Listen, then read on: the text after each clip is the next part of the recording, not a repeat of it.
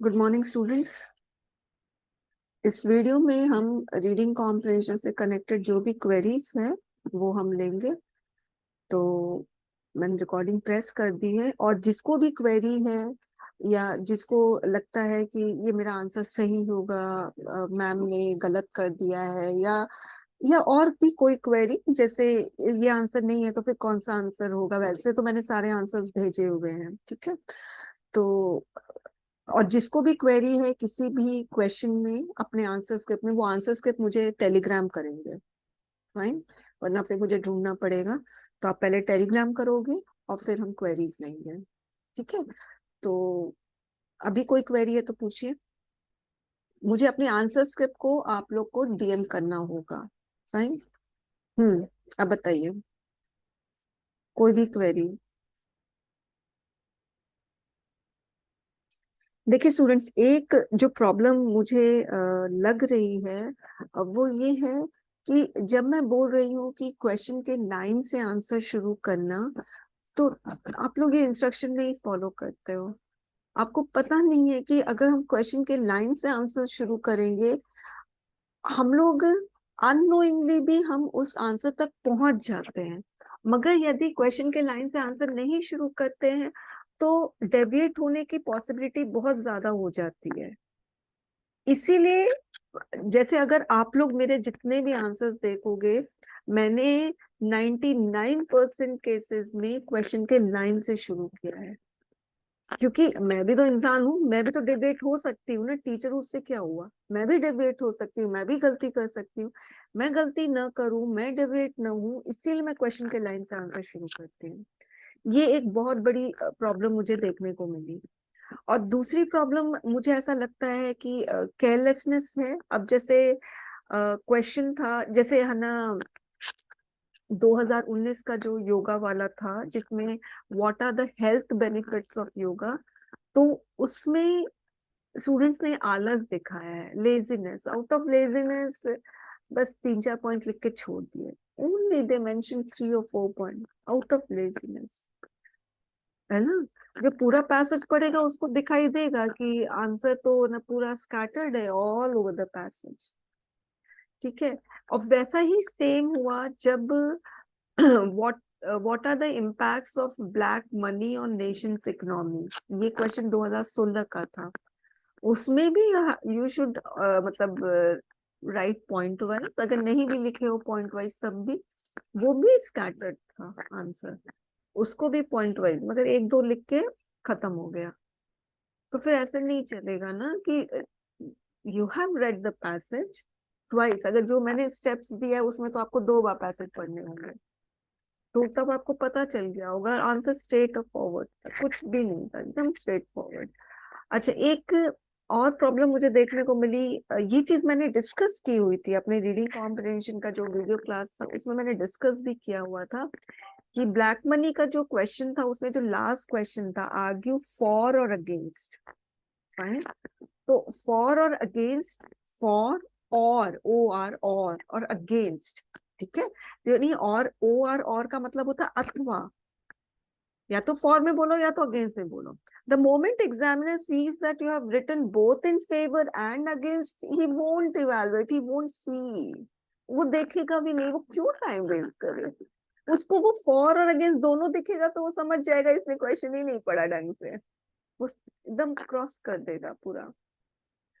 आपको कोई हक नहीं होता एग्जामिनर का टाइम वेस्ट करने का, है ना। वैसे ही ऐसे 300 वर्ड्स का है, 350 400 वर्ड्स का लिखोगे तो एग्जामिनर कभी अपना टाइम वेस्ट करेगा आपके ऊपर, नहीं करेगा। तो ऐसे में ना एग्जामिनर का टाइम वेस्ट होता है, ठीक है। अब एक और मुझे जो देखने को मिली थी वो है अंडरलाइन करना। देखो रीडिंग कॉम्प्रिहेंशन में, प्रेसी में आपको बिल्कुल अंडरलाइन करने की, कहाँ अंडरलाइन नहीं करना वो मैं बता दूं थ्रू आउट ये पेपर 2 का आंसर स्क्रिप्ट में। रीडिंग कॉम्प्रिहेंशन और प्रेसी में बिल्कुल अंडरलाइन नहीं करना है, ठीक है। इसलिए नहीं करना है क्योंकि वो टू द पॉइंट होता है। फाइन। उसमें कोई फ्लेक्सिबिलिटी नहीं होती, बहुत रिजिड होते हैं इनके आंसर्स, प्रेसी के और रीडिंग कॉम्प्रिहेंशन के आंसर्स। रिजिड कहने का मतलब कि कहीं पे हमारे पास ऑप्शन ही नहीं है कि थोड़ा एक्स्ट्रा लिखें, नहीं है ऑप्शंस, है ना। मगर अंडरलाइन आप ऐसे रिपोर्ट और आर्गुमेंट कर सकते हैं, मगर उसमें भी do not underline anything that is an introduction या कंक्लूजन, ठीक है। एक और चीज है, लेजरली अंडरलाइन नहीं करना, वो मैंने लिखा है सब कुछ इंपॉर्टेंट है नहीं। कुछ आपको लगता है कि ऐसी चीज हो that is very much relevant to the ऐसे क्वेश्चन, और एकदम ऐसा आपने करंट का एविडेंस दिया है जो पूरा का पूरा डायरेक्ट हिट कर रहा है क्वेश्चन को, उसको अंडरलाइन कर दो। वो भी पूरा सेंटेंस ना करके, वो कुछ कुछ ऐसे शब्द हैं वो आप अंडरलाइन कर सकते हो, फाइन। और तो मेरे पास और कुछ है नहीं बोलने के लिए। अब आप लोग बताइए, आप लोग को कोई क्वेरी है तो, किसी को भी, किसी में भी। Yes ma'am. बोलिए। Good morning ma'am. मैम मेरी query related to the reading comprehension 2020 वाले, उसके तीसरे क्वेश्चन से मैम। हाँ, आपने मैम कुछ सजेशन दिए थे, उसमें मुझे समझ नहीं पाया। तो आप है ना मुझे एक डीएम मिनट में। करिए ना, हाँ मुझे डीएम करें। Yes ma'am. ठीक है। यस पहुंचा। मैम मैंने कर दिया। अभी पहुंचा नहीं है, कहाँ आपने ग्रुप में किया है, चलो ठीक है, कोई प्रॉब्लम नहीं है। Yes ma'am. ठीक है। मैं ओपन कर रही हूँ, अब मैं स्क्रीन शेयर कर देती हूँ। हाँ। अ, अब देखिए, हाँ ये 2020 का, कि माउंट एवरेस्ट में गार्बेज में क्या क्या होता है, कितना easy question, you won't believe students, आपको 4 आउट ऑफ 4 आ सकते हैं। एकदम एग्जामिनर देखेगा 5 लिखा है, ओके 5 है, टोटल 5 है, ठीक है। अच्छा, human waste, tent, food, oxygen cylinder, अच्छा टोटल 5 हुए, 4 आउट ऑफ 4, वो कुछ नहीं देखेगा। दूसरी चीज, डज है, सिंगुलर है। देखिए क्वेश्चन के फर्स्ट वर्ब से ही आपको पता चल जाता है वेदर इट इज सिंगुलर और प्लूरल, वेदर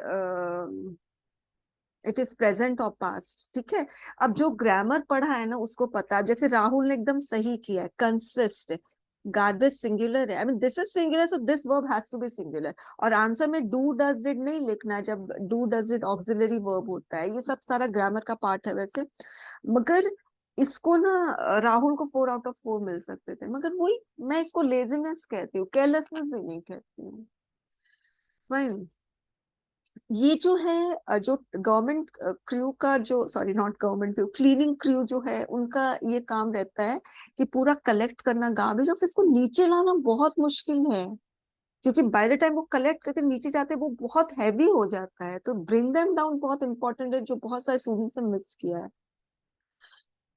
थर्ड क्वेश्चन, इस पे राहुल का क्वेश्चन था, why is the clean up task difficult. देखिए मैं ये जो अभी राहुल को मैंने ये फीडबैक दिया, ये सभी स्टूडेंट्स के लिए है। जब वो लोग और सभी क्वेश्चंस के लिए है, चाहे वो एसे लिखे, रिपोर्ट लिखे, आर्गुमेंट लिखे, reading comprehension, precis, do not frame long sentence.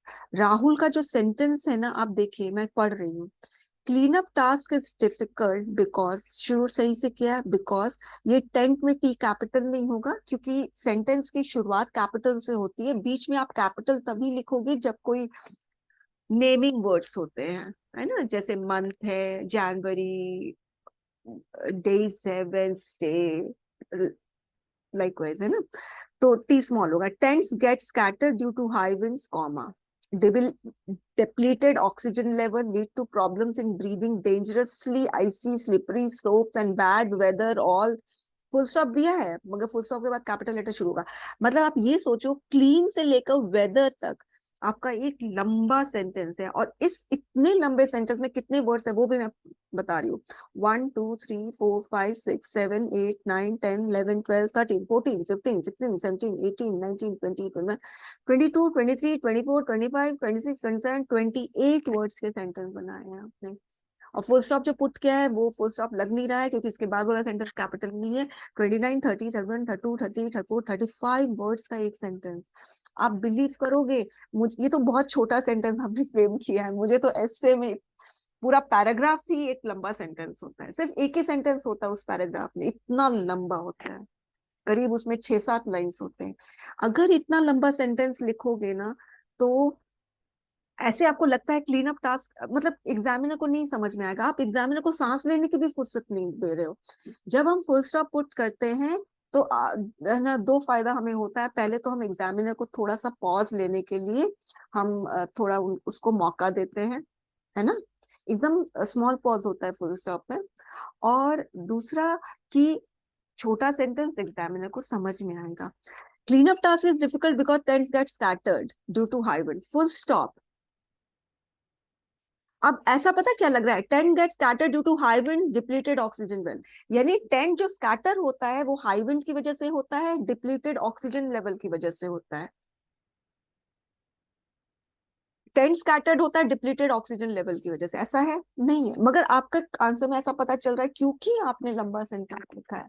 लंबा सेंटेंस लिखोगे तो सेंटेंस कॉम्प्लिकेटेड होगा, इसीलिए मैंने लिखा है एक्यूरेट है, आंसर सही है, मगर लॉन्ग है, लॉन्ग सेंटेंस है, तो ये लॉन्ग सेंटेंस सही नहीं है। Cleanup task is difficult because tent gets scattered due to high winds, full stop। ठीक है, हालांकि oxygen level leads to problem in breathing, ये वाला आंसर नहीं है वैसे, ठीक है, क्योंकि ये वाला हाँ ये है, डिप्लीटेड ऑक्सीजन लेवल है आंसर, मगर ये इसमें भी जाएगा, ये इसमें भी जाएगा, है ना। ठीक है, फिर एक आंसर डेंजरसली, आप इसको पॉइंट वाइज लिख सकते थे। Got my point. अच्छा, वाई डू क्लाइंबर्स, अच्छा बाकी तो ठीक है। देखो राहुल, यस। आपका है ना, देखिए फुल स्टॉप के बाद आप स्मॉल लेटर लिखते हो, गलत है ना, कैपिटल ओके लेटर। मैम, मैं ट्राई करूंगा हाँ आगे से सही। हाँ, बिल्कुल कॉन्शियसली ट्राई करना। देखिए इसमें ज्यादा प्रॉब्लम नहीं होने वाली है, क्योंकि छोटे सेंटेंस होते हैं और हम समझ में आ जाता, मगर ऐसे में बहुत प्रॉब्लम होगी, मीनिंग ही नहीं समझ में आएगी। फाइन, ठीक है, और कुछ? मेरी सेकंड क्वेरी है hmm. Ma'am, related to reading comprehension. तेरह तेरह से मैम, जो आपने मैम जो चौथा क्वेश्चन है ma'am, how did these masters influence Gandhi, आपने इसके मॉडल आंसर दिया था। उसके अंदर मैम आपने जो लास्ट वाला जो वो है राइटर टॉलस्टॉय, उसके बारे में आपने नहीं दिया था, तो मैम उसको लिखना अच्छा, जरूरी है, रहने दे उसको। नहीं नहीं नहीं, हाँ देखो, मैंने क्यों नहीं लिया, क्योंकि ना जो लास्ट क्वेश्चन है वो ऑलरेडी टॉलस्टॉय के बारे में था, ठीक है, इसीलिए नहीं दिया। टॉलस्टॉय के बारे में अगर कोई लिख रहा है तो गलत बिल्कुल नहीं है, और मैंने कहीं गलत भी नहीं किया है, ठीक है, fine. Okay ma'am. Hmm. Yes ma'am. Okay, अच्छा, अब है, एक सेकंड, नितिन का। नितिन का दो नितिन ने दिया है, ठीक है, मैं स्क्रीन शेयर कर रही हूँ। और देखिए आपके फ्रेंड्स लोगों की जो गलती हो रही है, जैसे राहुल ने किया, सिर्फ ये राहुल की प्रॉब्लम नहीं है, और भी स्टूडेंट्स की प्रॉब्लम है कि फुल स्टॉप के बाद कैपिटल लेटर नहीं देते हैं। फाइन, अच्छा, नितिन, मैंने 2016 का खोला है, नितिन बताएंगे आप? मैम क्या क्या गलती की बताई नहीं। आपको नहीं समझ में आ रहा है? मैम आ रहा है। पहली चीज तो नितिन, फोटोग्राफ आप ढंग से नहीं खींचते हो, मेरे लिए बहुत प्रॉब्लम है, आंखों में बहुत स्ट्रेन पड़ता है, हालांकि क्या स्ट्रेन पड़ेगा, मैं इसको इनलार्ज कर देती हूँ, जिसकी भी छोटी राइटिंग है ना मुझे इनलार्ज करना पड़ता है देखने के लिए, ठीक है। दूसरी चीज है, फोटोग्राफ तो खैर ढंग से नहीं खींच रहे हो, क्योंकि आ, आपको नहीं लग रहा है कि जो लेटर्स हैं वो पता चल रहा है कि डॉट डॉट डॉट डॉट पता चल रहा है लेटर्स में, है ना। अच्छा, और राइटिंग आपकी अच्छी है, नो डाउट अबाउट इट, आपके एक एक लेटर समझ में आते हैं, देखिए ब्लैक में बी एल ए सब समझ में आ रहा है, ठीक है। और अच्छा, मगर प्रॉब्लम क्या है, आपका जो लेटर्स का जो लोअर जोन है वो इतना लंबा है कि वो नीचे वाले वर्ड्स को हिट कर रहा है, ठीक है। अब देखिए ये पी इतना नीचे जा रहा है कि ये वाई के नीचे ही घुस गया, सोच लीजिए। तो आपको ये जो लोअर जोन है ना, इसको थोड़ा सा आपको, ऐसे आपके लेटर्स स्मॉल है, मगर जहां लोअर जोन की बात आती है वो तो पूरा का पूरा नीचे जा रहा है, देखिए, देखिए ये वाला जी है ना, इस टी को हिट कर रहा है, ठीक है, पहली प्रॉब्लम। अच्छा, अब मैं देखती हूँ, अब जैसे आपने कुछ ऐसे, the circulation of black money is detrimental for private entrepreneur as it drives up the source of real growth of the economy and also detrimental to the market, the main vehicle of growth. Oh God, same Rahul wali problem. 5 line sentence, very long. मैं गिनूं कितने words है इस sentence में? गिनती हूँ 1 2 3, यहाँ से शुरू हो रहा है, यहाँ खत्म हो रहा है। 1 2 3 4 5 6 7 8 9 10 11 12 13 14 15 16 17 18 19 20 22 20 24 25 26 27 28 29 30 31 32 33 34 35 36 37 38 39 40 41 42 40 44 45 46 47 48 49 50। राहुल जितना सेंटेंस लंबा लिखा ना, उससे कहीं ज्यादा लंबा लिखो। 50 वर्ड्स के एक सेंटेंस है, ज्यादा से ज्यादा 10-11 वर्ड्स के सेंटेंस रखो। सोचो कैसे समझ में आएगा। देखिए कॉन्सिक्वेंटली लिखा, यहाँ पर भी कॉमा, कॉमा दे सकते हो मगर फुल स्टॉप नहीं देना है, क्योंकि एग्जामिनर को मौका ही नहीं देना है। थोड़ा सा सांस ले ले बेचारा, थोड़ा सा रेस्ट कर ले, हाफ सेकेंड का रेस्ट कर ले, फ्रैक्शन ऑफ सेकेंड, मगर वो भी नहीं दोगे आप। इतना लंबा सेंटेंस बहुत बड़ी प्रॉब्लम है। The circulation of black money is detrimental for private entrepreneurs as it drives up the source of real growth of the economy. Full stop. It is also detrimental to the capital. Full stop दो, फिर and को हटाओ। And जब लिख सकते हो तो full stop देखा, इट क्यों नहीं लिख सकते हो? कॉमा दे सकते हो तो फुल स्टॉप क्यों नहीं दे सकते हो? मतलब एक लंबी सी ट्रेन है, चलती जा रही है, चलती जा रही है। ट्रेन में तो फिर भी छोटा छोटा डब्बा होता है, इसमें ऐसा लग रहा है कि ये एक ट्रेन है और उसमें एक ही डब्बा हो। And it is also detrimental to, full stop दो, it is also detrimental to the capital market. अब ये है ना, ये जो ये सी होना चाहिए ना, मगर ये ए लग रहा है। The main vehicle of growth, full stop. Consequently में सी capital, consequently it drives up the capital formation in the private sector which suffers a serious। खत्म। दे सकते थे 2 फुल स्टॉप तो आराम से, 3 फुल स्टॉप तो आराम से आ सकता था, मगर नहीं देना है। मैं कॉमा दूंगा मगर फुल स्टॉप नहीं दूंगा, ऐसे कैसे चलेगा?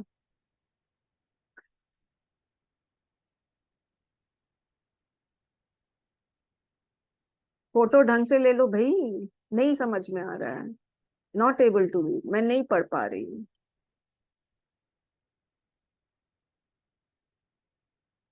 Black income impacts a nation's economy as tax base होना चाहिए shrinks and price controls begins to blunt the edge of fiscal policy। full stop। ये क्या है? ये डॉट क्या है? it impacts the aggregate demand and supply and for controlling inflation। it also leads to tax evasion by honest taxpayers and also damage the public। To नहीं होगा, the public policy। देखिए comma दिया है, comma है यहाँ पर। अरे भाई कॉमा देना है तो इधर दे, इधर पे कॉमा दे रहे हो, इधर पे फुल स्टॉप दे रहे हो जहाँ पे कोई वर्ड्स ही नहीं है। अब कॉमा क्यों दे रहे हो? फुल स्टॉप दे दो और इसको पॉइंट वाइज लिख दो, क्या दिक्कत हो रही है? वैसे ये आंसर सही है। अब होता क्या नितिन, मैं आपको बता दूं, जब मेरे पास आते हैं 20 आंसर स्क्रिप्ट्स इवेलुएट करने के लिए, तो उस समय मैं जब सपोज मैं 11th आंसर स्क्रिप्ट मैंने इवेलुएट कर लिया, मैं 12th आंसर स्क्रिप्ट में आती हूँ, मैं एक्सपेक्ट करती हूँ कि मेरे पास ढंग का फोटो आए, राइटिंग ढंग की हो। ठीक है, अगर इतना छोटा लिखोगे और ये बहुत अच्छा फोटो नहीं खींचा गया है तो नहीं समझ में आएगा, ऑब्वियसली मैं नहीं पढ़ूंगी इसको। ठीक है, आंसर सही है। आप इसको पॉइंट वाइज, जब आपको लगता है कि ये कॉज है, ये इफेक्ट्स है, तो उसको पॉइंट वाइज लिख सकते हो। ठीक है, और कुछ? अच्छा एक और आपने भेजा है मैम उसका फोर्थ वाला, इसका। दूसरे वाला का। हाँ चलिए मैं देख रही हूँ, इसको मैं क्रॉस कर देती हूँ और उसको मुझे ओपन करना होगा। और जिसको भी मैंने बोला इनलार्ज योर राइटिंग, तो इनलार्ज करना है, बहुत दिक्कत हो जाएगी। हाँ ये फोटो तो ढंग से आया है। Enlarge your writing, port Why was Gandhi in South Africa decided? Put full stop। बाप रे, बोल रही हूँ full stop put करने के लिए। अच्छा लंबा सेंटेंस फ्रेम करना है। अच्छा एक और चीज, who was Gandhiji's personal guru and why did he consider him so? Students अगर आप किसी को गुरु मान रहे हो ना, तो इसका साफ मतलब है आप इससे कुछ सीख रहे हो। ठीक है, तो अगर लिखा है he was the best Indian of his time, तो हम ना, Shahrukh Khan is the king of Bollywood तो हम उसको गुरु मान लेंगे? Ambani is the richest person तो उसको गुरु मान लेंगे? नहीं, गुरु हम उसको मानेंगे जो जिससे हम कुछ सीख रहे हो, फाइन। तो बेस्ट इंडियन है, इसीलिए गांधी जी ने रायचंद भाई को गुरु नहीं माना। उन्होंने सीखा उनसे, जो सीख ली उसकी वजह से उन्होंने गुरु माना। तो एक्चुअली ये वाला आंसर है, he also taught him that religion was essentially. So do not right anything extra, इसलिए बोल रहे क्वेश्चन को बहुत अच्छे से समझो। Who was the writers whom you considered? चलिए, अब जैसे ना स्टूडेंट्स कुछ कुछ बोलते हैं मैम थोड़ा डिफरेंट लिखना चाहिए, है ना। नितिन आपने बोला था यूनिक लिखना चाहिए, बताओ इस प्रेसी और रीडिंग कॉम्प्रिहेंशन में कुछ यूनिक नहीं होता है ना। अब who are the writers whom he considered masters, तो आपको यही लिखना पड़ेगा, इसमें कुछ भी यूनिक नहीं होगा। Fourth, how did these master influence Gandhi ji? जहां पे लॉन्ग सेंटेंस होता है नितिन, वहां नहीं समझ में आएगा, ठीक है। These masters influence Gandhi ji with नहीं होगा, with their different literature work। यहाँ तक सही है, मुझे बड़ा करना पड़ेगा।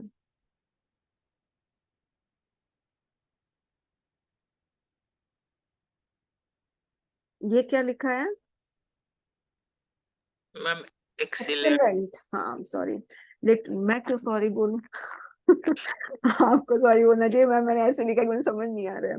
Literature work, excellent writing skill, ये क्या है? थॉट्स। थॉट्स में एच लगेगा, THOUG। ओ, और ये फुल स्टॉप दिया है, हाँ जी मैम। यहाँ पर भी फुल ये स्टॉप कॉमा दिया है, है। कॉमा है। अच्छा ये कॉमा है। हाँ जी। एग्जामिनर को जाके आप समझाओगे ये कॉमा है। And the ideas which were ahead of their time, most कोई। And most important. अब सुनो नितिन, आप मुझे समझा रहे हो, आप एग्जामिनर को नहीं समझाओगे, नहीं समझा सकते ना। आप मुझे बताइए कि एक तो इतनी लंबी लाइन, अब आप यहाँ पे बोल रहे हो हाउ, कैसे इन्फ्लुएंस किया, ठीक है। अगर आप बोल रहे हैं एक्सीलेंट राइटिंग स्किल, तो फिर आप रीडिंग कॉम्प्रिहेंशन के पैसेज में क्या ऐसा कोई राइटर था जिससे गांधी जी, जिसके राइटिंग स्किल से गांधी जी इन्फ्लुएंस हुए थे, वो एग्जाम्पल दो। जिसके थॉट से गांधी जी इन्फ्लुएंस हुए थे, वो एग्जाम्पल दो। And the ideas which ahead of that time, ahead of that time किसका था, उसका एग्जाम्पल दो। फिर भी फुल स्टॉप नहीं देना है, चलते रहना है ट्रेन की तरह। And most important their books होगा, who change the course of thinking. किसका course of thinking? Ma'am who their भूल गए, वो चेंज द हाँ, कोर्स ऑफ देयर द। नहीं, नहीं देयर नहीं बोल सकते, क्योंकि गांधी जी को इन्फ्लुएंस कर रहा है तो हिज कोर्स ऑफ थिंकिंग होगा ना। अब समझे कितना ये वर्ड इंपॉर्टेंट है। देयर लगेगा तो लगता है कि मास्टर्स इन्फ्लुएंस हो रहे हैं, हिज लगाओगे तो पता चल जाएगा गांधी जी इन्फ्लुएंस हो रहे हैं। Course of thinking, articulating and his confrontation with the society. Gandhi ji कभी सोसाइटी को कन्फ्रंट नहीं किए। कन्फ्रंट का मतलब पता है क्या होता है? अगर सपोज हम सामने। सामना करना, तो गांधी जी सामना तो नहीं कर रहे थे ना। गांधी जी से तो सीख मिल रही थी सोसाइटी को। कभी भी इंडियन सोसाइटी ने गांधी जी का कभी सामना कन्फ्रंटेशन का मतलब सामना होता है, इसका मतलब कोई बहस होगी, कोई हीटेड आर्गुमेंट होगा, तब आप कन्फ्रंट वर्ड यूज करोगे, अदरवाइज नहीं यूज कर सकते हो। कन्फ्रंट है ना, एक नेगेटिव वर्ड है। अच्छा तो उसने ऐसे किया मेरे साथ, चलो मैं उसको कन्फ्रंट करूंगी, ये है कन्फ्रंटेशन। इसमें जरूरी नहीं लड़ाई हो, मगर दोस्ती टाइप का कुछ नहीं होगा, कुछ भी एमिकेबल, कुछ भी वैसा नहीं होगा, याराना टाइप्स कुछ नहीं होने वाला, दोस्ताना टाइप्स कुछ नहीं होने वाला है, ठीक है। कन्फ्रंटेशन नेगेटिव वर्ड में है। आप मुझे खुद बताओ, यहाँ पर दीज मास्टर्स लिखा है क्वेश्चन में, तो आपको नहीं लगता है यहाँ पर दीज मास्टर्स है, तो यहाँ पर मास्टर्स कौन कौन से हैं जिसने गांधी जी को इन्फ्लुएंस किया, क्या राइटिंग से? मैंने जब अपना ये आंसर शुरू किया थ्रू द राइटिंग्स, अब जब मैंने राइटिंग्स बोला तो मुझे बताना पड़ेगा कि बुक्स जो है उसमें जो थॉट्स है वो उससे गांधी जी इंप्रेस हुए, तो कौन से राइटर से गांधी जी, कौन से राइटर के कौन सी बात से गांधी जी इन्फ्लुएंस हुए, ये बताना जरूरी है। पहली प्रॉब्लम तो कंटेंट नहीं है इसमें। दूसरी प्रॉब्लम एम्बिग्विटी, मतलब क्लैरिटी नहीं है। तीसरी चीज, इतना लंबा सेंटेंस, बहुत लंबा सेंटेंस है। मतलब ये आंसर में सिर्फ एक ही सेंटेंस है, सोचो।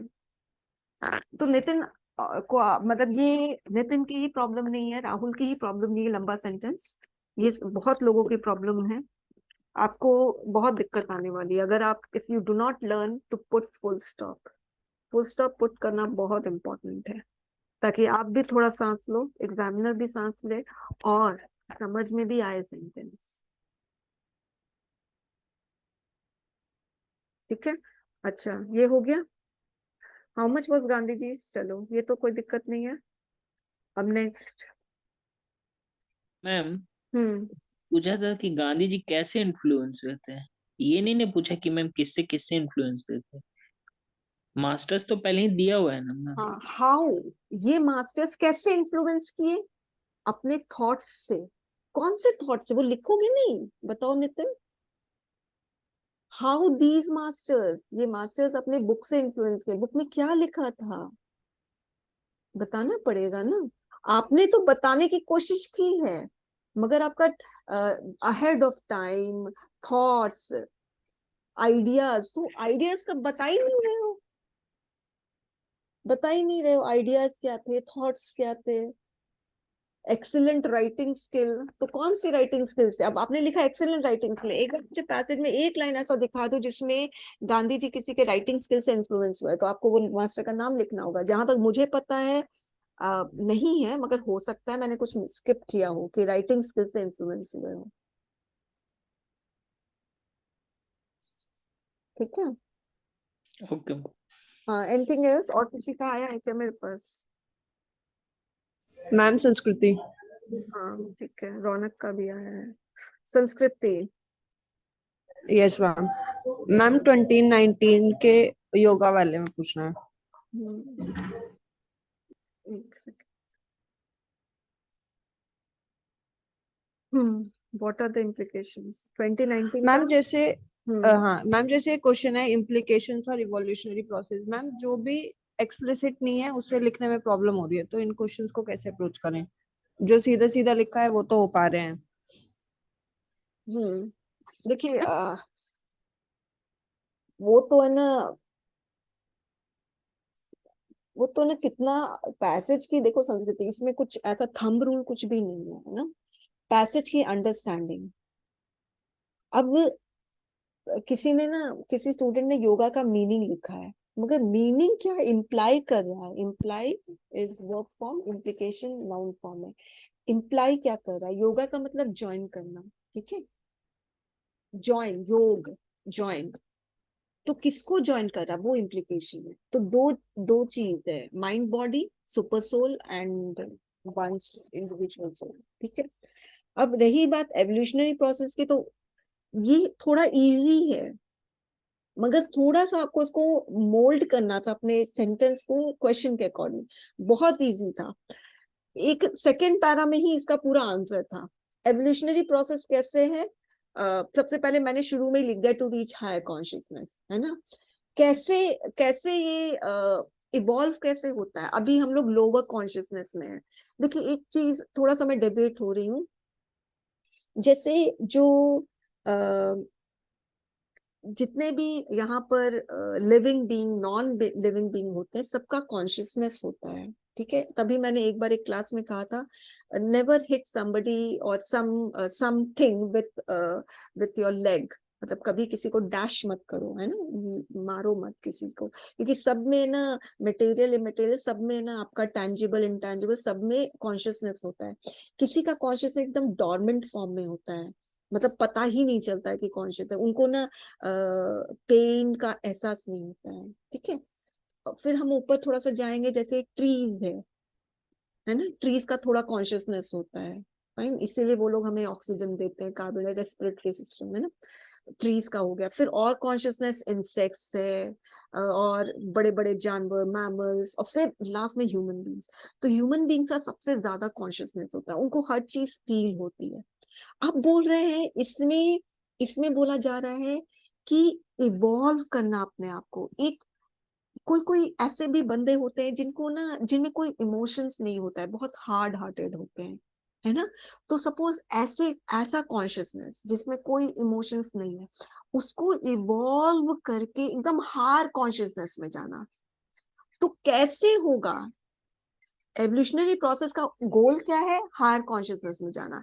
तो ये higher consciousness from no consciousness और from lower consciousness to higher consciousness कैसे इवॉल्व होगा? जब हम माइंड एंड बॉडी को कनेक्ट करेंगे। कैसे में? और इसकी डेली प्रैक्टिस, हालांकि डेली प्रैक्टिस जरूरत नहीं है, मगर लिख सकते हैं, इसमें भी प्रॉब्लम नहीं है।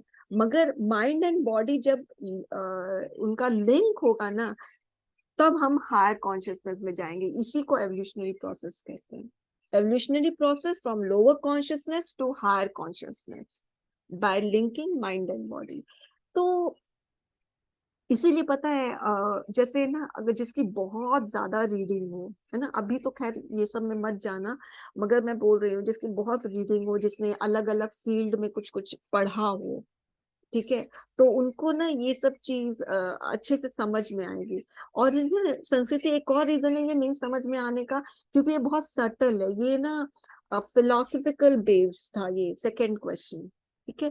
तो जिसको फिलोसफी में इंटरेस्ट हो, ऐसे सटल सटल चीजों में इंटरेस्ट हो, उसको ये वाली चीज बहुत अच्छे से समझ में आएगी, है ना। अब जैसे मैं हूँ, मुझे इकोनॉमिक बेस्ड पैसेज आ जाता है, तो इकोनॉमिक बेस्ड वो मुझे बहुत अच्छे से नहीं समझ में आती, उसको मुझे मल्टीपल टाइम्स पढ़ना पड़ता है।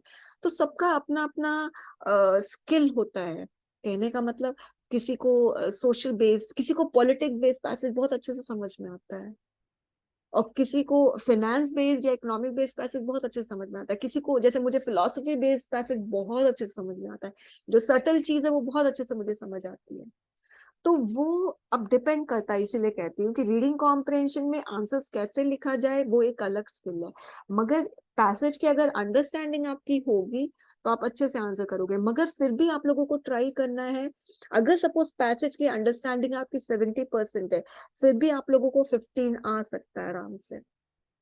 ये चीज आप लोगों को ध्यान रखनी है ना। अगर अंडरस्टैंडिंग थोड़ी सी, जैसे एक दो क्वेश्चन नहीं हो पाए, मगर कोशिश करो उसमें भी 1 या 2 ऐसे, और कोई क्वेश्चन जो एकदम स्कोरिंग होता है, जैसे क्वेश्चन था कि what does garbage consist of, पूरा 4 आउट ऑफ 4 लाने वाला क्वेश्चन है। Health benefits of yoga 4 out of 4 लाने वाला क्वेश्चन है ये, ठीक है। तो ये सब में ज्यादा मार्क्स उठा लो, ठीक है। और जो इस तरह के क्वेश्चन है जिसका डायरेक्ट आपको आंसर नहीं मिल रहा है, या समझ में नहीं आ रहा है, या पैसेज की बहुत डीपर अंडरस्टैंडिंग पे बेस्ड है, तो ऐसे क्वेश्चन में थोड़ा बहुत आ जाए, 1 मार्क 2 मार्क आ जाए, ऐसे करके 15 लाने की कोशिश करो। कभी ये मत सोचना या ये मत करने की कोशिश करना कि पैसेज, ये ऑब्जेक्टिव आपकी नहीं रहनी चाहिए, पैसेज का कंप्लीट अंडरस्टैंडिंग, ये ऑब्जेक्टिव बिल्कुल नहीं रहनी चाहिए, अदरवाइज तो टाइम वेस्ट है ना। कंप्लीट अंडरस्टैंडिंग का पैसेज ही पढ़ते रह जाएंगे और क्वेश्चन का आंसर ढंग से नहीं कर पाएंगे। आपको इतना स्मार्टली आंसर करना है कि पैसेज की अगर हमें अंडरस्टैंडिंग 70% भी हो जाए, तो हम कम से कम 4 क्वेश्चन तो थोड़ा ढंग से आंसर कर ले, ताकि 15 स्कोर कर ले। Fine. Yes ma'am. Anything else इसमें? चलिए, अब नेक्स्ट किसका है? मैम विपुल। हम्म, एक सेकंड मैं बंद कर लूं, शेयर कर रही हूँ स्क्रीन। हाँ विपुल बताइए। मैम इसमें 5th क्वेश्चन जो था उसमें दिक्कत है। विपुल म्यूट कर लेना एक बार। देखिए विपुल का ना राइटिंग अगर बोले तो राइटिंग सुंदर नहीं है इसकी, अगर जिसको एक स्टैंडर्ड कन्वेंशनल ब्यूटी कहते हैं जो राइटिंग का जो बेंचमार्क होता है कि कौन सा ब्यूटीफुल, तो इसकी राइटिंग ब्यूटीफुल नहीं है। मगर आप देखिए कितने वर्ड्स के बीच में गैप, लाइंस के बीच में गैप है, स्मॉलर सेंटेंस है, ठीक है। तो ठीक है, सही है इस तरह से। एनीवेज, अच्छा ये क्वेश्चन एक बार मैं बताऊंगी। What are some of the asanas and their benefit. अजीब बात क्या है, किसी स्टूडेंट ने second part of the question का पहले आंसर कर दिया, बाद में आसन का नाम बताया। इतना तो कॉमन सेंस रखो student. First part of the question should be answered in the beginning, then you come to second part of the question, ठीक है। दूसरी चीज है, some of the asanas are डिग्निंग full stop, their benefits are full stop. ऐसे करो ना, क्यों एक ही सब में, एक ही चीज में सब कुछ को, एक ही सेंटेंस में सब सारी चीजों को स्क्वीज करने का सोचते हो। हाँ। अब बताइए विपुल। मैम इसमें हाउ पूछा तो मैम ये ठीक नहीं था कि ब्लड सर्कुलेशन वगैरह। सब कुछ सही है, मगर जब हाउ पूछा है ना, तो हाउ का आंसर क्या, कैसे। तो किसी किसी ने लिखा है आसनास के थ्रू, एक स्टूडेंट ने लिखा है कि ना क्या, माइंड एंड बॉडी को लिंक करके, है ना। जब हम हायर कॉन्शियस में पहुंचते हैं, ऑब्वियसली हेल्दी माइंड में हेल्दी बॉडी तो रहेगी, हेल्दी सॉरी हेल्दी माइंड रहेगा तो बॉडी भी हेल्दी रहेगी। तो एक आपको ना हाउ, ये हाउ का एक लाइन में बस आंसर कर देना चाहिए था, थ्रू आसनास, थ्रू ऐसे, और फिर ये सारी चीजें लिखनी चाहिए थी। आपको नहीं लगता है ये सारा बेनिफिट्स आप बता रहे, तो बेनिफिट्स और ये दोनों सेम ही हो गया ऑलमोस्ट, है ना। Yes ma'am. दूसरी चीज है क्वेश्चन का ना, थोड़ा सा इसमें ना थोड़ा ओवरलैपिंग है क्वेश्चन बहुत अच्छे से यहाँ पर पूछा भी नहीं गया है। ओके, जैसे एक आप पैसेज देखोगे, यूनिवर्सिटी वाला पैसेज है, 2018 का पैसेज है शायद, यूनिवर्सिटीज पे है, उसमें भी ओवरलैपिंग क्वेश्चंस हैं, उसमें भी बहुत। तो ये जो क्वेश्चन पेपर है थोड़ा सा ओवरलैप हो रहा है क्वेश्चन नंबर 3 से, तो उसको थोड़ा सा आपको, हाउ जब पूछ रहा है ना, इसमें simply you are asking for the health benefits, है ना। मगर इसमें क्या पूछा, कैसे, कैसे होगा, कैसे एलिमेंट्स को क्योर करता है, कैसे asanas,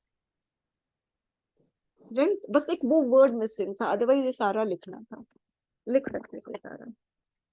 fine. Okay ma'am, thank you. Okay, और किसका है, एक है मैं देख रही हूँ, देवदत्या, देवदत्या की राइटिंग।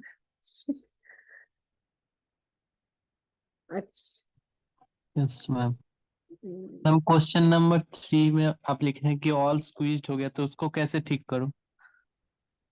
वो स्क्वीज अगर मैंने लिखा है तो लंबा सेंटेंस है।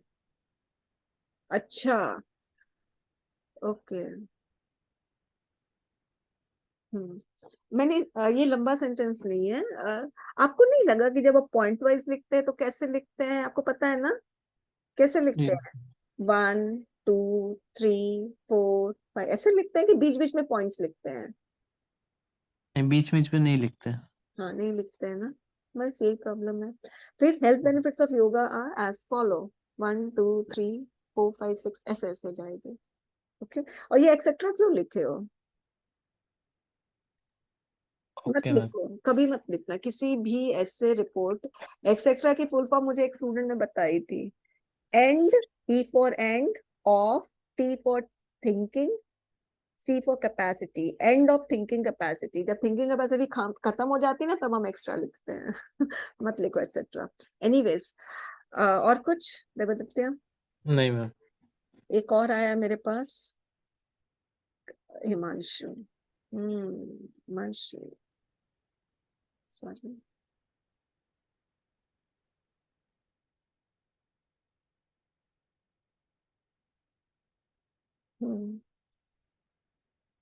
हाँ हिमांशु बताइए। मैम वो लास्ट क्वेश्चन।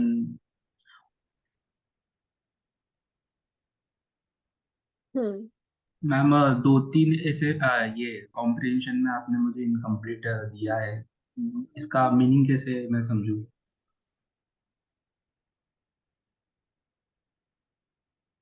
हम्म आवाज आ रही है मैम? हाँ बिल्कुल बिल्कुल। Large scale invasion of taxes does not take place due to exorbitant taxes because, अब because के बाद ये खाली क्यों जगह है, ये खाली जगह तब होता है जब हम लिखते हैं as follows, है ना। इस तरह से the income is not defined and source, the source of, देखिए एक चीज ध्यान रखना, ये जो पॉइंट है ना, ये मैंने, ये जो आपने ट्रायंगल दिया है ना, उल्टा ट्रायंगल, उल्टा एंड ओपन ट्रायंगल दिया है ना आपने, यहाँ पे राउंड देख रहे हो, सॉरी हिमांशु देख रहे हैं ना, उल्टा एंड ओपन ट्रायंगल है यस मैम। ये, है ना, सीधा और ओपन ट्रायंगल होना चाहिए, पहली चीज। क्लियर? Yes ma'am. हाँ, दूसरी चीज ये जो सोर्स है ना, ये ऊपर आना चाहिए। जैसे पहले तो उल्टा ट्रायंगल, सीधा ट्रायंगल, ओपन ट्रायंगल, फिर सोर्स यहाँ पर आएगा, द सोर्स, ये सोर्स। गॉट माई पॉइंट, मैं क्या बोल रही हूँ? Yes ma'am. हाँ, द सोर्स ऑफ इनकम, है ना, ऑफ लिखना भूल गए, is not defined from which activity the income is received is also not. देखिए, एक तो आप, है ना, the source of income is not defined from which activity the income is received is also not defined. Actually incomplete नहीं है, unclear है, ठीक है। Actually अगर आप सीधे से लिख देते ना कि undeclared income लिख देते हैं ना, तो undeclared income आपका ब्लैक मनी ही होता है, तो वो हो जाता, आपको इतना कुछ लिखने की जरूरत नहीं थी। और एक और अच्छा काम ये कर सकते थे कि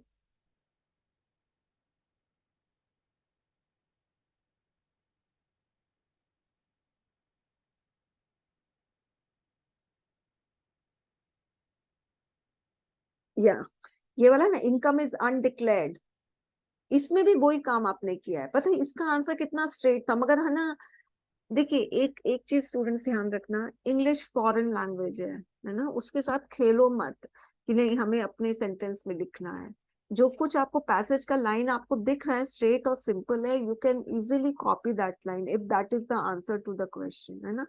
तो जैसे reduction of tax is not useful for sprucing of the taxes because, अब देखो कैसे लिखा है, one instrument of control gets, ये वाला आपको समझ में आ गया ना, control of black money get into the way of other and activity from which the tax to be paid and received income is. देखो हिमांशु, मैं आपको यही सजेस्ट करूंगी कि आपको क्या करना, जितना हो सके पैसेज का लाइन कॉपी करो, आपको मार्क्स मिलेंगे। ये एक मिसकंसेप्शन है कि अगर हम if we copy down the, अगर आप लोग मेरा आंसर देखो स्टूडेंट्स, 90% ऑफ द केसेस में सारे लाइंस कॉपीड हैं। आप लोग ने कभी ध्यान दिया है, किसी ने भी ध्यान दिया है इस चीज का कि पैसेज के लाइंस कॉपी किए गए हैं? किसी ने देखा है मेरे आंसर्स को अच्छे से? Yes ma'am. Yes ma'am. है ना, पैसेज का लाइन ही है ना, मैंने नहीं खुद से नहीं बनाया है। हाँ, मैंने बस थोड़ा सा मोल्ड किया है इन द सेंस कि मुझे पता है कि मुझे ना the reduction of taxes is not useful और स्प्रूसिंग ऑफ द टैक्सेस बिकॉज, मुझे इस लाइन से शुरू करना, थोड़ा बहुत मैंने उस हिसाब से मोल्ड कर दिया होगा, मगर मैंने नहीं खेला है, मैंने ना लैंग्वेज के साथ नहीं खेला है कि ना मैं अपने लैंग्वेज में लिखने की कोशिश करूं। और एक ना ग्रामेटिकल मिस्टेक होने के चांसेस होते हैं, और दूसरा कि डेविएट होने के बहुत चांसेस होते हैं। हिमांशु, आपको मार्क्स मिलेंगे रीडिंग कॉम्प्रिहेंशन में, क्योंकि आपको आपकी अंडरस्टैंडिंग है पैसेज की। ये जो सेकंड क्वेश्चन का आंसर है ना, एक्चुअली वो ही आपका लास्ट क्वेश्चन का आंसर होना चाहिए था, सेम। मैम आंसर्स सेम हो सकते हैं, जैसे आपने बोला अभी सेकंड क्वेश्चन का आंसर सेम होना चाहिए था। हाँ बिल्कुल से, हाँ सेम हो। अब वो तो डिपेंड करता है ना क्या पैसेज है। अब जैसे अभी योगा वाला, हाउ और व्हाट, थोड़ा सा आंसर डिफर कर गया, मगर बाकी तो सेम ही था, राइट। इसमें भी रिडक्शन ऑफ टैक्सेस की बात हो रही है, और जो लास्ट क्वेश्चन है उसमें हाई टैक्सेस की बात, टैक्स हाई, यहाँ पे टैक्स को रिड्यूस करना, मगर आंसर वही चीज है कि चाहे टैक्स को रिड्यूस कर दे, टैक्स को हाई कर दे, मगर टैक्स जिसको इवेट करना है वो करेगा ही, क्योंकि उसके पास ब्लैक मनी है। अब बताओ आंसर सेम है या नहीं है? आंसर सेम है दोनों का, मगर हिमांशु आपने खुद से लिखने की कोशिश की है, इसीलिए लाइंस नहीं क्लियर हो पा रही है। पैसेज का लाइन कॉपी करो, फिर उसमें मैं बताऊंगी कहाँ पे आपको क्या एडिट करना है, एक बार करने मैम का। और एक पूछना था, जैसे आप बोल रहे हो कि पैसेज की लाइन कॉपी कर सकते हो तो करो, बट मैंने एक सर से सुना था, बट उनका नाम नहीं लूंगा, कि अगर आप कॉपी करते हो लाइन तो वो उतना मैच्योर आंसर्स नहीं लगते जितना यानी लगने चाहिए। देखो मैं, मेरे टीचर्स भी मुझे कहते थे right in your own words, ठीक है। रीडिंग कॉम्प्रिहेंशन सीबीएसई में तो होता ही था, तो समप्रेसी नहीं होता था, तो right in your own words, ठीक है। और कुछ पढ़ाते भी नहीं थे टीचर्स, मगर सिर्फ ये बोलते थे right in your own words. तो आप मुझे एक बात बताइए, मैं शेयर कर रही हूँ, अपने आंसर शेयर कर रही हूँ, ठीक है।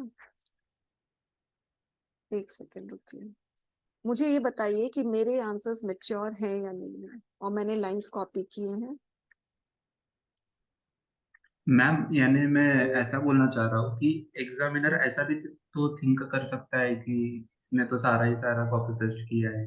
मैं ये वे में बोल नहीं रहा नहीं हूँ। नहीं नहीं, मैं आपको वही चीज बताने की कोशिश कर रही हूँ। एक सेकेंड,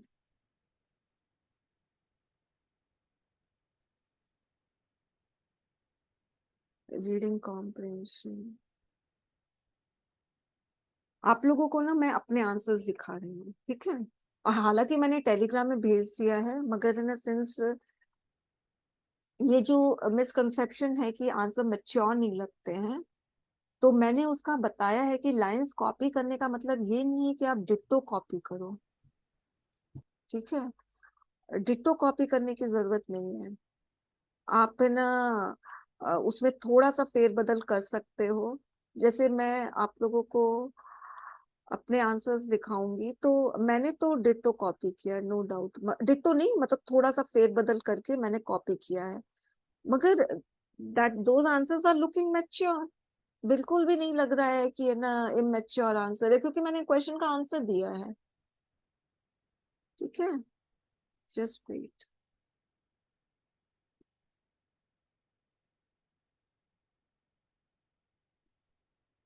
अच्छा, मैच्योर लगने के ऑब्जेक्टिव से आंसर लिखते हैं और हमें लैंग्वेज पे हमारी पकड़ नहीं है, आपको 0 मिलेगा, क्योंकि अनक्लियर सेंटेंस में तो 0 ही मिलेगा।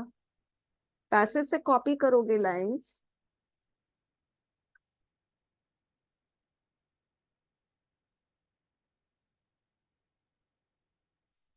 अब देखिए, ये है ना क्वेश्चन, ये लिया है मैंने 2020 का है। लास्ट क्वेश्चन देखो, व्हाई इज इट, आप लोगों को दिख रहा है ना screen? Yes ma'am. Why is it difficult to estimate the amount of garbage left behind by the climbers? तो ये सेंटेंस देखना, it is difficult to estimate the amount of garbage left behind the climbers because some garbage gets scattered due to high wind and gets buried underneath the snow. It becomes visible only when ice melts. अब ये sentence देखो, it becomes visible only when ice melts। अब ये sentence और बाकी sentence भी आपको मिलेगा, कहाँ पर है?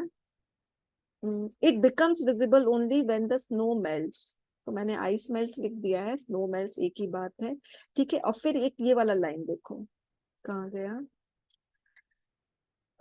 Because some garbage gets scattered due to high wind, है ना। अब ये due to high wind वाला देखो, वो भी मैंने यहाँ से लिया है, मगर दूसरे सेंटेंस में है, दूसरे पैराग्राफ में। आई एम सॉरी, कहाँ है, मुझे ढूंढने में मदद करो।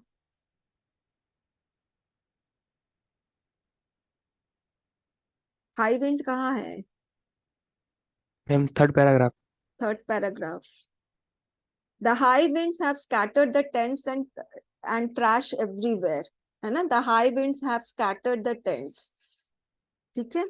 तो ये मैंने आंसर में लिखा है, some garbage gets scattered due to high wind। थोड़ा सा मोल्ड कर दिया है, ये रहा। The high wind scatters the tent and trash everywhere। देख लो, मैंने एकदम as it is लिया है। And my lines here, the answer lines are mature। High altitude, low oxygen, dangerous slopes, mature है। और सिंस मैं पढ़ा रही हूँ स्टूडेंट्स को, मुझे पता है कि मैं जैसा लिखूंगी, मतलब मैं जो पढ़ा रही हूँ मुझे वैसा ही लिखना चाहिए। और मैं पढ़ाती हूँ कि आंसर्स आप पैसेज का लाइंस कॉपी कर सकते हो, तो मैंने भी कॉपी किया है। And answers are looking mature and these answers are accurate, ठीक है। अब the garbage on Mount Everest consist of human waste, अब बोलते अपने सेंटेंस में लिखो। इसमें मैं क्या अपने सेंटेंस में लिखूं?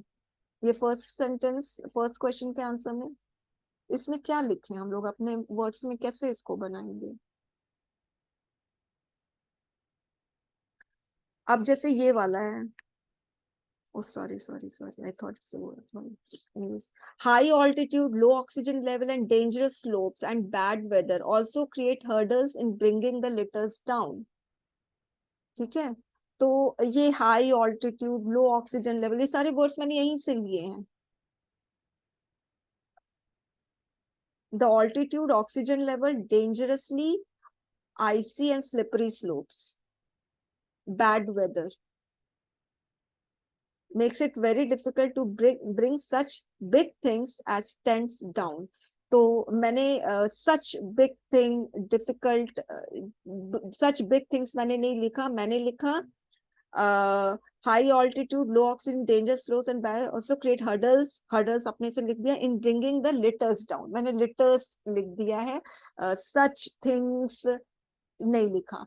तो मैं हल्का फुल्का वर्ड्स, मैं सेंटेंस को एडिट करके मैं कॉपी डाउन कर रही हूँ. हाँ, कुछ नहीं, मैं यही चीज आप लोगों को बोल रही हूँ. ठीक है स्टूडेंट्स, आप लोग है ना, यू ट्रस्ट मी, अगर आप लोग ऐसे आंसर लिखोगे आपको मार्क्स मिलेंगे. ठीक है, हल्का फुल्का आपको जैसे मैंने अभी बताया, bring such things, big things मैंने नहीं लिखा है, मैंने सिर्फ लेटर्स लिख दिया. लेटर्स की जगह आप गार्बेज भी लिख सकते हो, जो कि यहाँ पे यूज किया गया है. बस, कोई प्रॉब्लम नहीं है. ठीक है, और मोस्ट ऑफ द टीचर्स बोलते हैं. इनफैक्ट मैं बताऊं तो मुझे लगता है मैं ही एक ऐसी टीचर हूँ जो मैं बोलती हूँ कि ना आंसर पैसेज के लाइन आपको लोग कॉपी कर सकते हो, क्योंकि मैंने जितना पढ़ा है उसमें मुझे हर टीचर ने यही बोला है कि do not copy the passage line, answer in your own words. मगर मैंने देखा है कि प्रैक्टिकल प्रॉब्लम्स क्या होती है. Students, they waste their time in framing the sentence of reading comprehension, answers of reading comprehension. They waste their time in framing the sentences. बाकी time utilize हो सकता है. इसमें पैसेज का लाइंस उतारो, उसमें थोड़ा सा वर्ड्स को हटा दो, जो फालतू वर्ड्स लग रहे हैं, बिग थिंग्स हटा दो, या बिग गार्बेज लिख दो, खत्म. ये आप लोग प्रैक्टिकल प्रॉब्लम फेस करोगे ना, आउटपुट जो होगा ना वो नील होगा, जीरो होगा. जैसे हिमांशु ने किया, अपने वर्ड्स में लिखा है मगर वो सेंटेंस ही क्लियर नहीं हो रहा है.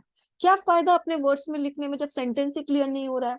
जीरो मिलेंगे. इससे अच्छा पैसेज का लाइन कॉपी करो, कुछ तो मार्क्स मिल जाएंगे. अगर सपोज इमेच्योर है बट एक्यूरेट तो है, मान लो चलो इमेच्योर एक्यूरेट है, मार्क्स उसमें मिल जाएंगे आपको. फाइन. तो डू नॉट टेक रिस्क, मैं तो यही बोलूंगी, रिस्क मत लो. और है ना, आप लोग जरूर से ध्यान दो मेरे आंसर्स को, पैसेज के लाइन से ही उतार रही हूँ. और ये ध्यान देना कि जब मैं पैसेज का लाइन कॉपी करी, थोड़ा बहुत फेरबदल हो रहा है, जहां पे फेरबदल होने की गुंजाइश नहीं, I just as it is I copy down. No risk, zero risk है, जीरो रिस्क. अच्छा, और किसका है?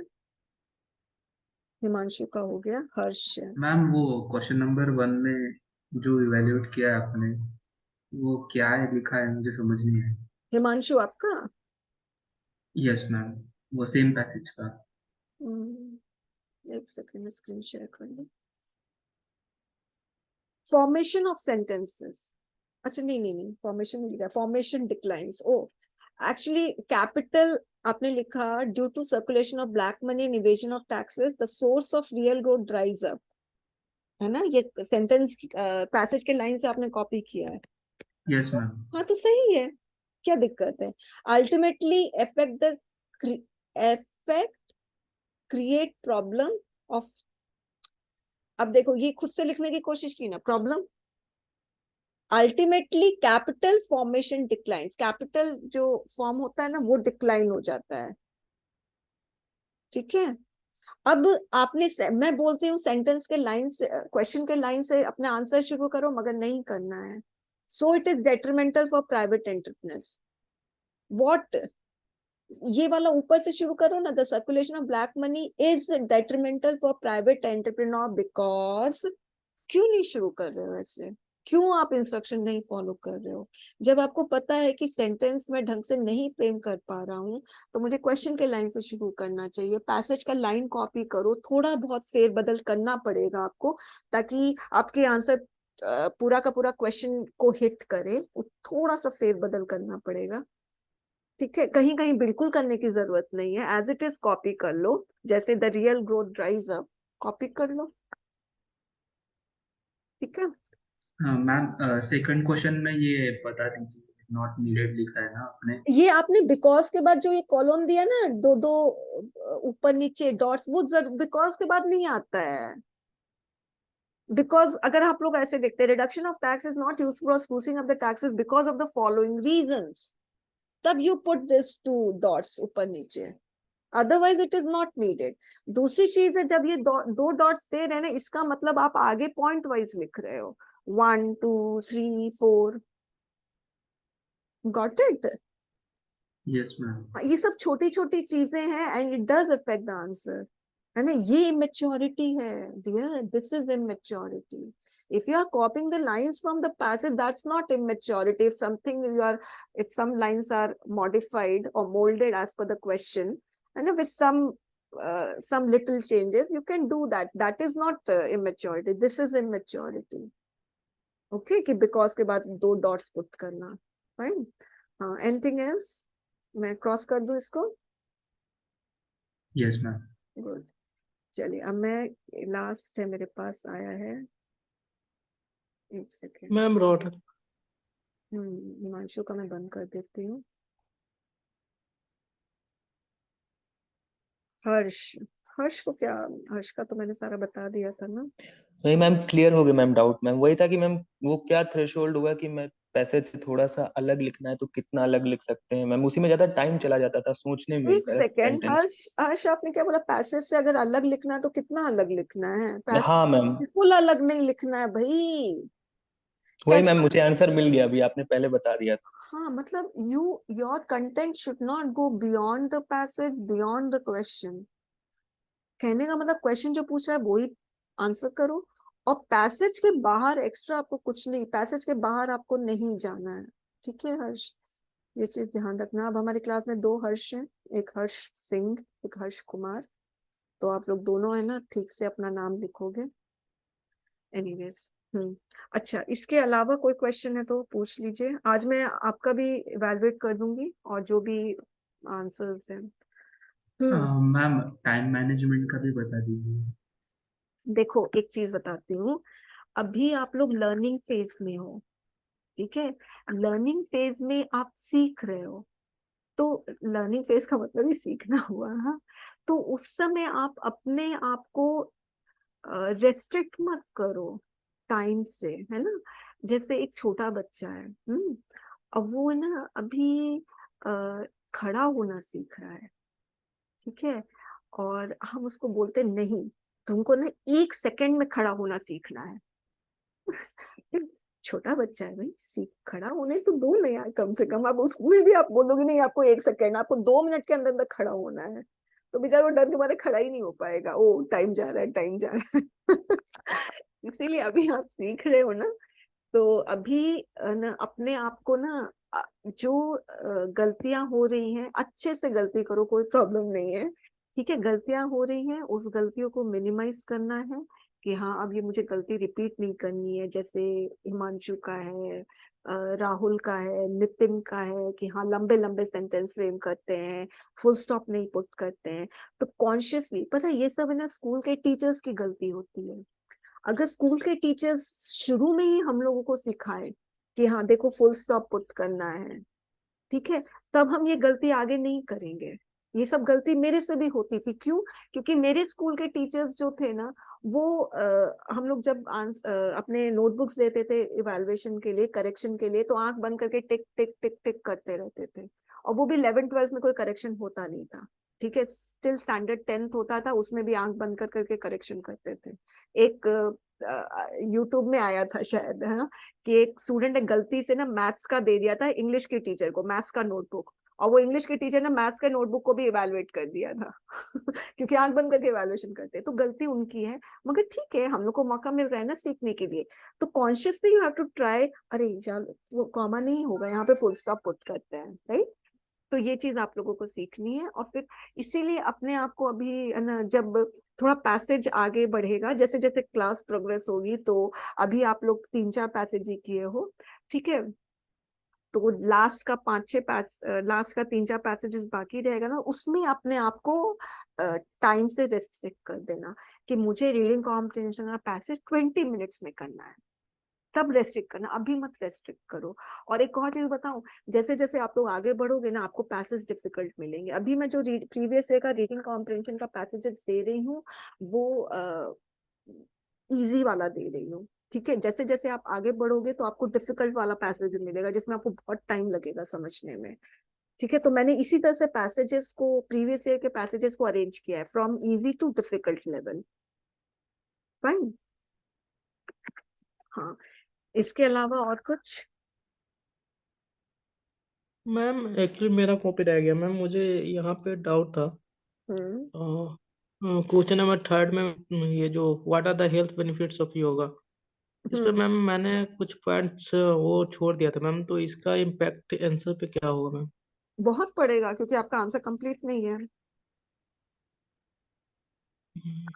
है ना। Okay ma'am. मैम थोड़ा सा एक और डाउट था मैम, इसमें जो फोर्थ क्वेश्चन है, कौन और से, इसमें योगा वाले मुझे, में? योगा वाले में। यस यस मैम, हम्म। तो इसमें मैम जो ये कुछ चीजें इसमें मैम मुझे समझ में नहीं आई। आप अपना भेजेंगे मेरे को आंसर स्क्रिप्ट, रौनक? मैम एक्चुअली मैंने सेंड कर दिया है। अच्छा, सेंड कर दिया है। Yes ma'am. एक सेकंड।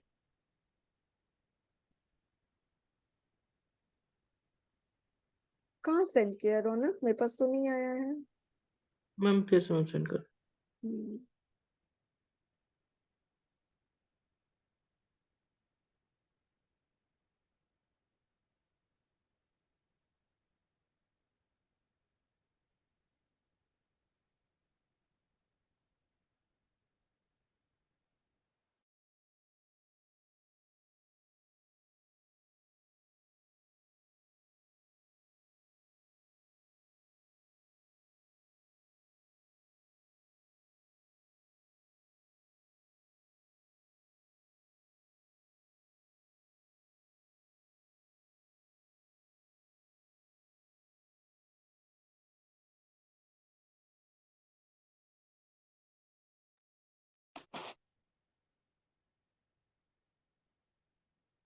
मैम ये जो था some of the asanas and their benefits, ma'am मैं यहाँ पूछना चाह रहा था, ये दोनों को अलग अलग करके ये लिखेंगे क्या? एक साथ इंक्लूड तो कर सकते हैं मैम।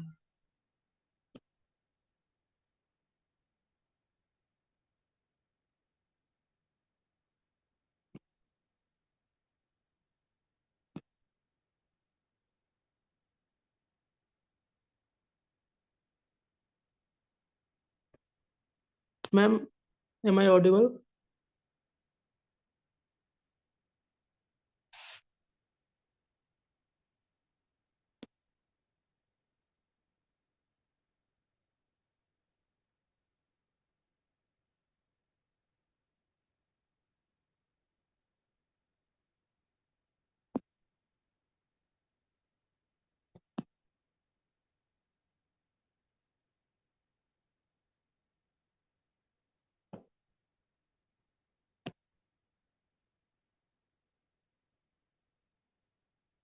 हेलो।